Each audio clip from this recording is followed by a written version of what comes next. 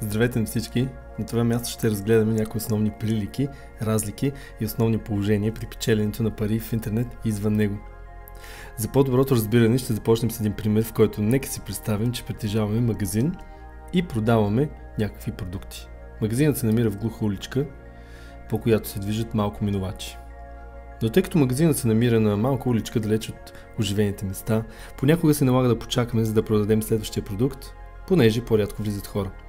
Ако този магазин се намираше в центъра на града и съотношението на минувачи и купувачи се запази, то значи в центъра бихме продавали много по-често и повече поради самия факт, че ще имаме повече посетители. Нека приемем, че всеки 10 човек, който се отбие при нас, си купува по нещо. Това би означавало, че ако ни посетят 40 човека на ден, ще продаваме 4 продукта на ден. А в магазина на оживеното място, продавайки същите продукти, бихме продали, например, 20 продукта, понеже са ни посетили поне 200 човека. Както виждаме, два от най-важните фактора при търговията извън интернет са местоположението, което определя височината на найма, а също това и от колко хора ще бъдем намерени и посетени. На втория фактор това са самите посетители. Те са основният двигател на един бизнес. Ако в двата случая броят на посетителите би бил един и същ, бихме продавали и на двете места еднакво количество продукти. А ако имаме достатъчно посетители, ще имаме и висок оборот, независимо от местоположението. На това място бих искал да спомена и един трети важен фактор. Това е самият продукт. При направата на всеки продукт възлизат разходи. Всеки път, когато бива произведен. За да продаваме един продукт, ние първо трябва да го закупим. Тоест, нужно е да инвестираме, за да го получим и продаваме. Поне така е в 95% от случаите. Освен това плащаме наем, ток, персонал и така нататък. Дори ако се наложи да препратим продукта на някой клиент, пак възникват разходи. Отказаното от тук следва, че местоположението определя нашите разходи и приходи. Например, разходите за наема, който плащаме, варира според местоположението. От друга страна, играе главна роля за това колко посетителя ще имаме на ден. Продукта определя размера на разходите, нужната инвестиция, поне извън интернет. Най-важният компонент в този процес са посетителите.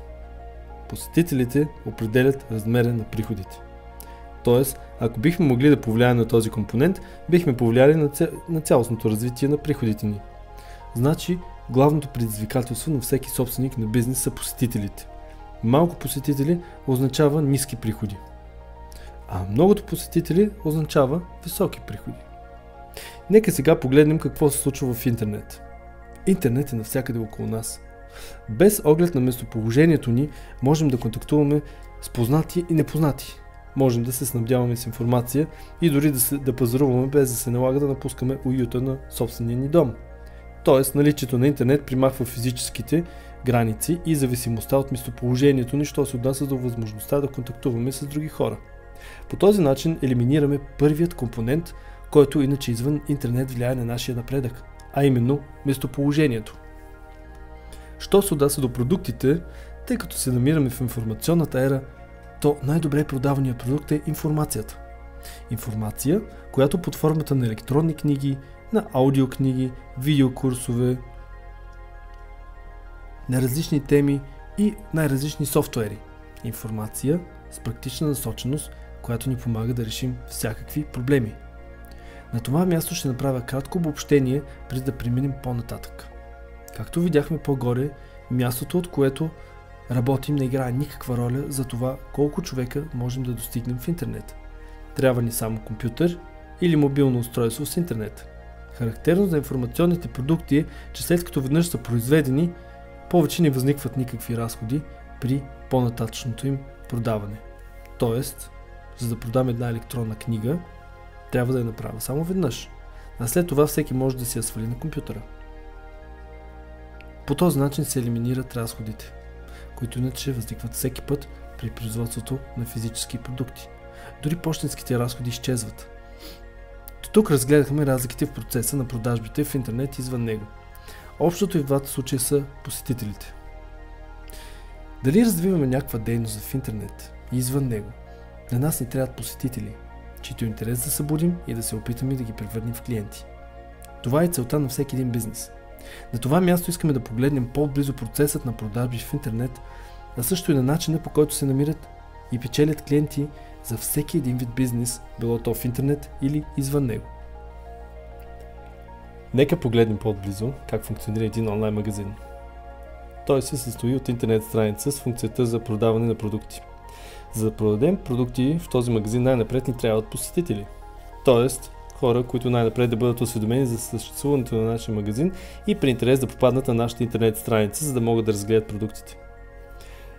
На това място влиза в действие най-главният компонент в целия този процес. А това е рекламата.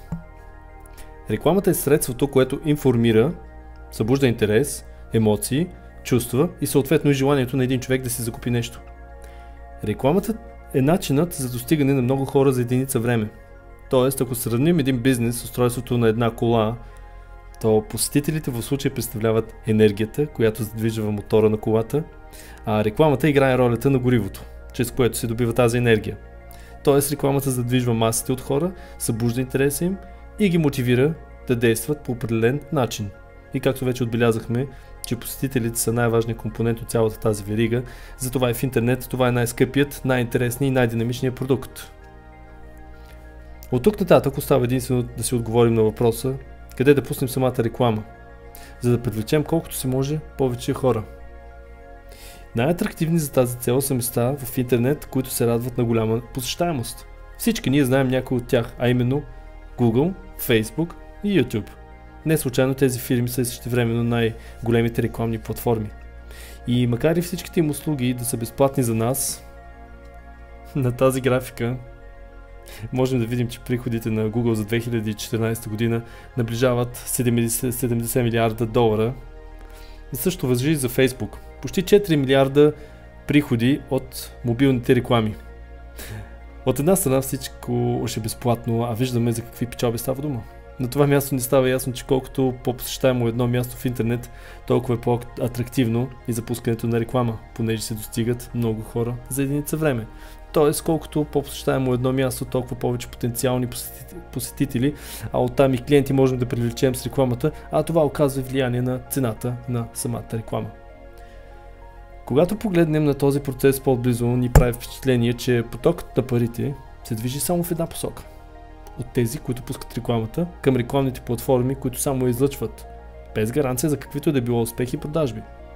Гарантирана е само възможността те да бъдат показани на посетителите. Тоест, едните пускат реклами, другите прибират парите, а третия гледат. За щастие, стремежа им да привлекат все по-голяма публика и по този начин да стават все по-атрактивни с голямата си посещаемост, накара фирмите да станат все по-изобретателни. От споменатото до тук стана ясно, че рекламите могат да достигнат много хора, само ако се пускат на места, които са добре посещавани. Рекламните платформи от ново поколение осъзнаха факта, че в днешното и забързано време хората рядко концентрират вниманието си за по-дълго време над определено нещо. Знаем, че една реклама може да ни въздейства по някакъв начин, само ако отделим нужното време. А на това място възниква следния конфликт. От една страна хората са много забързани и тяхното внимание е дефицит на сток, а от друга страна, за да подейства една реклама, би трябвало да й се отдели нужното време за това. И за да спечелят колкото се може повече от вниманието на колкото се може повече хора, фирмите решиха да ни плащат за отделеното от нас внимание. Готови са да си заплатят. За тази цел компаниите решиха в краткосрочен план да се откажат от една голяма част от оборота, като по този начин използват парите, за да ни платят за нашето внимание. Тоест печелят в краткосрочен план по-малко, но за сметка на това печелят дългосрочно от все по-голямата публика. Плащат ни, за да ги посетим и да гледаме реклами. Този механизъм функционира по съвсем прост начин, който ще ни стане ясен чрез следния пример. Нека разгледаме една такава рекламна платформа. Тя задържа малка част от оборота за себе си, а останалото се изплаща на участниците и клиентите по различен начин. Закупувайки си определен рекламен контингент, ставаме собственици на част от оборота. Както при акционерните дружества, акционерите получават част от годишната печалба на базата на това колко акции притежават. Тук става дума за подялата на част от ежедневния оборот на всички активни участници. Нека погледнем как става това. Рекламните платформи продават възможността за пускане на рекламите под формата на рекламни пакети, които ни дават възможността да пуснем определен вид реклама. Възнаграждението за участието на всеки един става според броят на закупените пакети, както при броя на акциите в акционерното дружество. Така на ежедневна основа става разделението на част от възникналия оборот спрямо броя на закупените пакети в компанията. И според това колко от тях притежаваме, съответно и получаваме определено възнаграждение.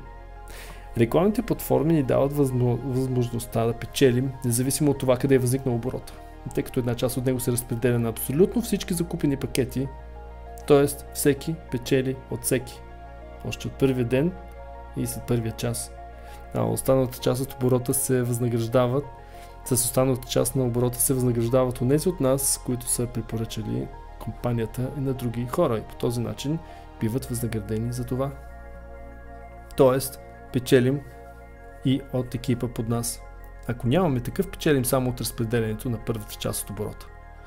В добре познатите ни компании за мрежов маркетинг получавахме възможност да печелим комисионни, ако самите ние продавахме продукти или ако продажбите ставаха в нашия екип, ако имаме такъв.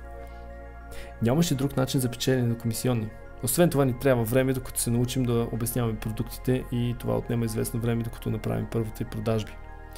Освен това, достигайки до определено ниво и печелейки малко повече, се достигна момента, в който рекламите ни излизаха без пари, защото последвалата финансова възвръщаемост ни осигурява възможността да пускаме редовно реклами с печелените пари. А ако не желаем да ги изтеглим и похарчим, бихме могли да ги използваме за пускането на още по-ефективни реклами в Google, Facebook и YouTube. А ако желаем, може да финансираме и други проекти. В един момент рекламата, която е основен източник на енергия за нашия бизнес, ни излиза безплатна. Но какво общо има това с нас самите?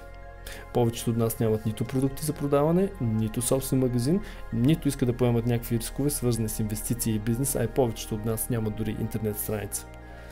На това място всеки би си помислил, че няма как да се възползва от предимствата на интернет, ако няма познание, естествено, сравнение в поправянето на интернет страници и няма собствени продукти.